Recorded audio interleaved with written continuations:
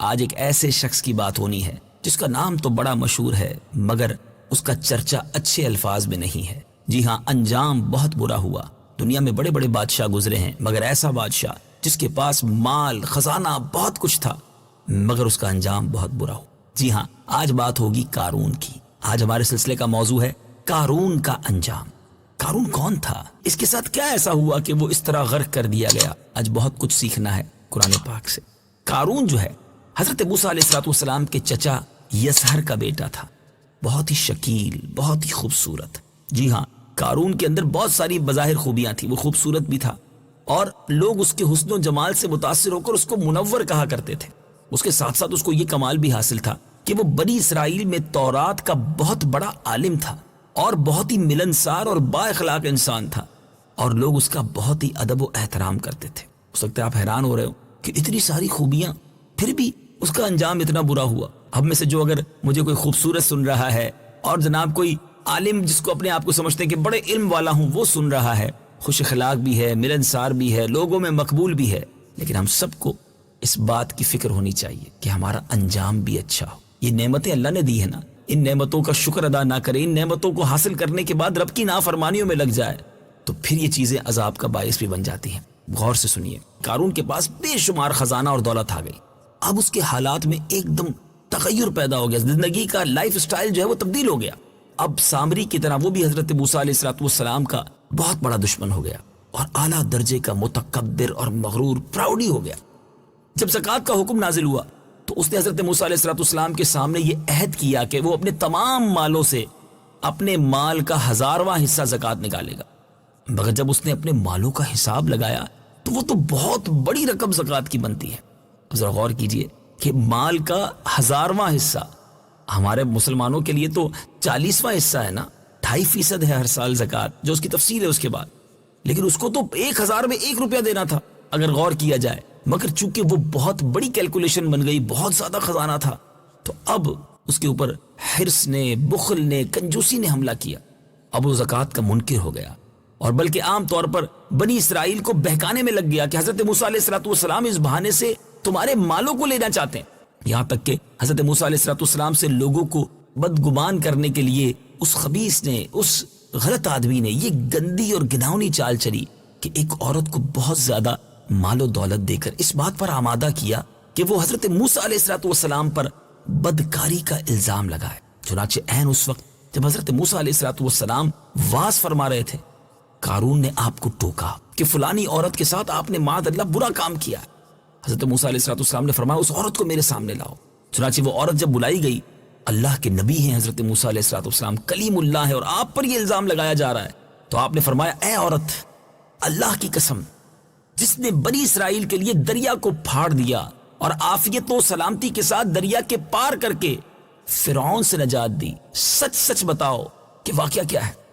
حضرت موسیٰ علیہ السلام کے جلال سے وہ عورت سہم کر کانپنے لگی اور اس نے مجمع عام میں صاف صاف کہہ دیا کہ اے اللہ عز و جل کے نبی، مجھ کو قارون نے کثیر دولت دے کر آپ کے پاس بھیجا تھا، آپ پر الزام لگانے پر آمادہ کیا تھا۔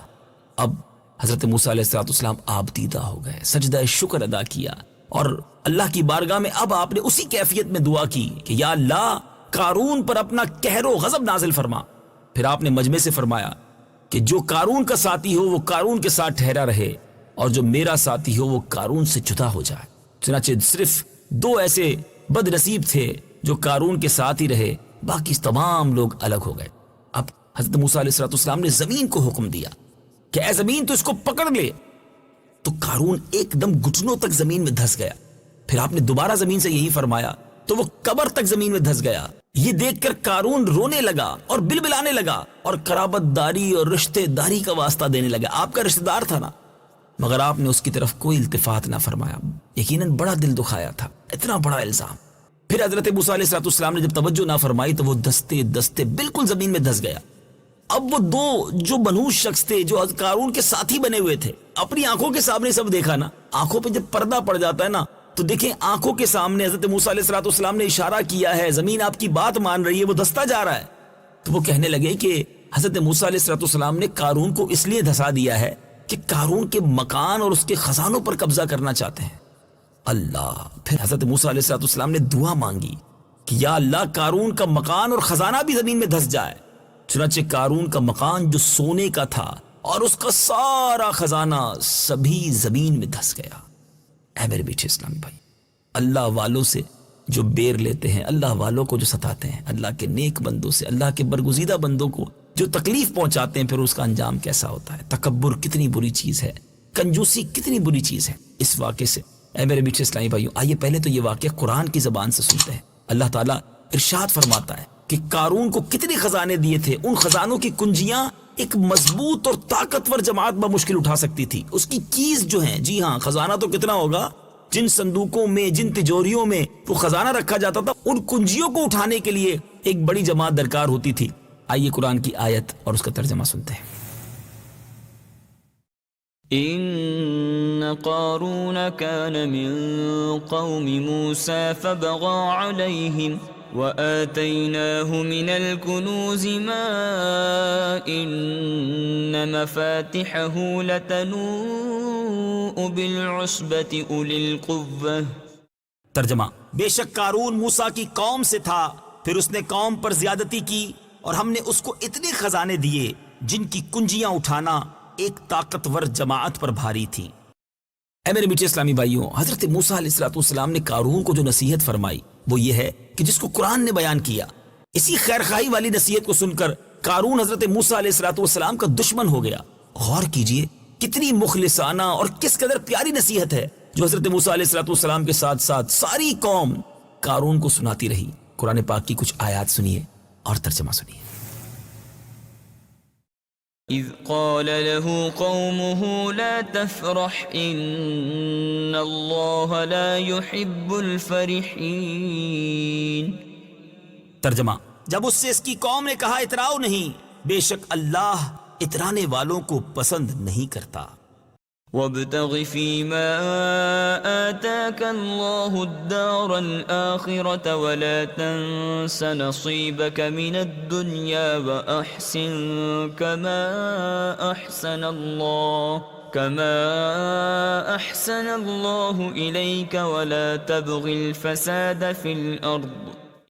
ترجمہ، اور جو مال تجھے اللہ نے دیا ہے اس کے ذریعے آخرت کا گھر طلب کر اور دنیا سے اپنا حصہ نہ بھول، اور احسان کر جیسا اللہ نے تجھ پر احسان کیا، اور زمین میں فساد نہ کر۔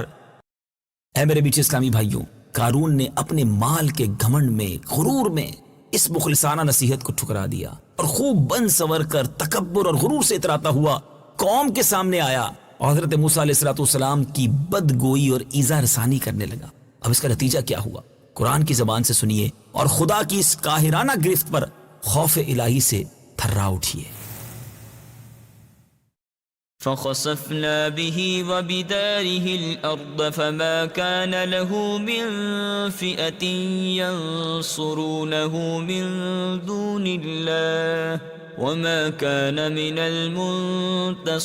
المنتصرين۔ ترجمہ، تو ہم نے اسے اور اس کے گھر کو زمین میں دھسا دیا تو اس کے پاس کوئی جماعت نہ تھی جو اللہ کے مقابلے میں اس کی مدد کرتی، اور نہ وہ خود اپنی مدد کر سکا۔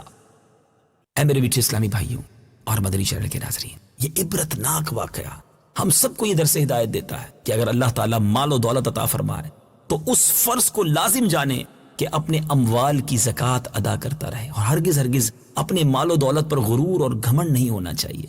یہاں وہ مدنی چینل کے ناظرین سوچے جو بعض اوقات کہتے ہیں یار اتنی ساری زکوٰۃ بن جائے گی۔ مثال کے طور پہ اگر کسی کی 10 لاکھ روپے زکوٰۃ نکلتی ہے تو کہتا ہے او ہو 10 لاکھ روپے نکل جائیں گے۔ اللہ کے بندے، 4 کروڑ بھی تو مالک نے دیے جب 10 لاکھ زکوٰۃ نکل رہی ہے نا۔ ہمیں تو شکر ادا کرنا چاہیے، جب بھی زکوٰۃ دینے کی باری آئے تو بوجھ نہ سمجھے اسے، بلکہ سچی بات یہ ہے کہ زکوٰۃ دے کر اللہ کا شکر ادا کریں کہ مالک تیری مہربانی، تو نے دینے والا بنایا، مانگنے والا نہیں بنایا۔ ہمیں تو اگر اللہ نے نوازا ہے تو اللہ کی راہ میں خرچ کرنے میں بخل کس بات کا؟ اللہ ہی کا تو مال ہے۔ یہ قارون کا انجام قرآن کا یہ واقعہ ہمیں سکھا رہا ہے کہ جو لالچ کرتے ہیں، بخل کرتے ہیں، راہ خدا میں خرچ کرنے میں کنجوسی کرتے ہیں، وہ برباد ہو جایا کرتے ہیں۔ جس کو رب نے دولت دی ہے نا، رب چاہے تو پل بھر میں دولت چھین بھی لیتا ہے۔ ہر وقت اس کا دھیان رکھتے ہوئے تواضع اور انکساری کی عادت رکھیے، اور ہرگز کبھی انبیاء، اولیاء، صالحین اور جو اللہ کے نیک بندے ہیں ان کی بدتمیزی ان کی بارگاہ میں نہیں ہونی چاہیے، ان کی شان میں گستاخی بالکل نہیں ہونی چاہیے، ادب احترام تعظیم کا دامن تھامے رہیں۔ اللہ والے ہوتے ہیں، ان کے ذریعے تو ہمیں رب سے ملنا ہے، اگر یہی ناراض ہو گئے تو ہمارا کیا بنے گا؟ اے میرے میٹھے اسلامی بھائیوں، جب اللہ والے دعا کرتے ہیں وہ بھی قبول ہوتی ہے، اور اللہ کے نیک بندے اگر بد دعا کر دیں تو پھر کوئی جگہ باقی بچتی نہیں ہے۔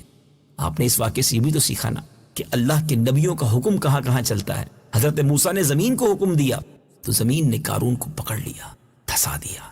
یہ ہیں اللہ کے انبیاء، یہ ہیں اللہ کے نیک بندے جن کا اس طرح رب عز و جل نے قرآن میں تذکرہ کیا۔ یہاں بہت سارے مسکنسیپشن بھی کلیئر ہو رہے ہیں کہ اللہ والوں کی شان کیا ہے اور رب اپنے برگزیدہ بندوں کو کیسے کیسے اختیارات سے نوازتا ہے۔ اللہ کریم ہم سب کو عقل سلیم عطا فرمائے، ان کی ساری عاجزی عطا فرمائے، اور اس کی راہ میں دل کھول کر خرچ کرنے کا جذبہ عطا فرمائے۔ یہ ہے قرآن، پڑھتے جائیے، سیکھتے جائیے، اور اپنے دلوں کو فیضان قرآن سے منور کرتے جائیے۔